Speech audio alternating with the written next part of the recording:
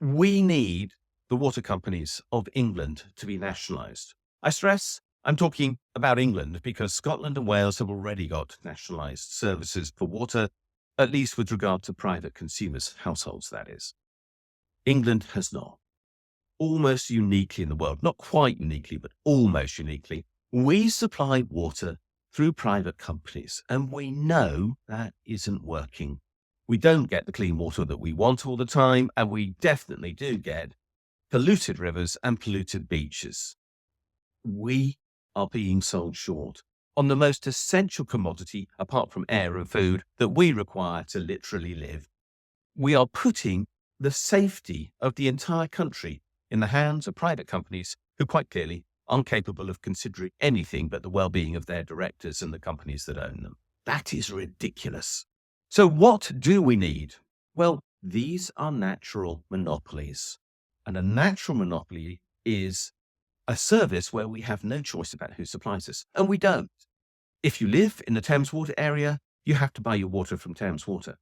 If you live in Northumberland, Northumbria Water are going to supply you. I have no choice but buy from Anglia Water.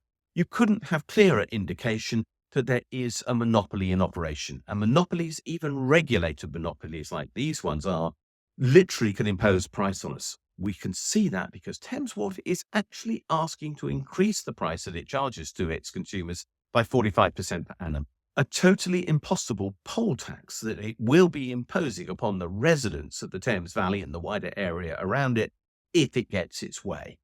So we need to do something else. And the something else is we need to nationalise water, which of course we did until the Conservatives were so stupid, and I use the word advisedly, to literally privatise something that should never have gone into the private sector.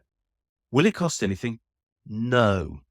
I keep on being told by Labour and others we can't possibly afford to nationalise water. The water companies are bust.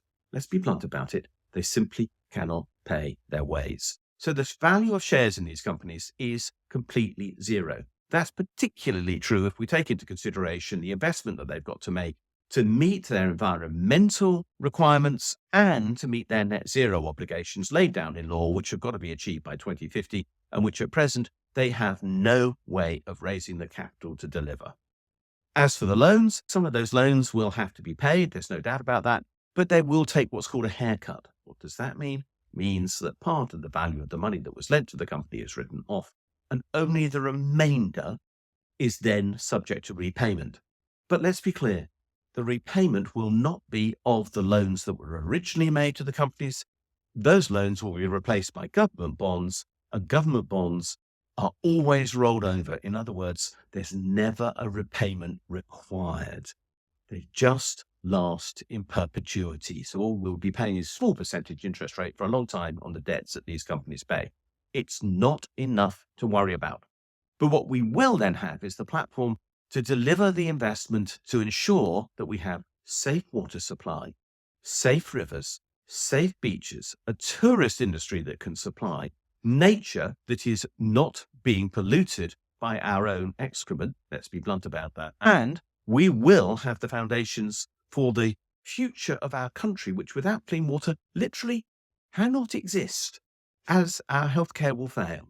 So Labour has no choice. It has to nationalise water.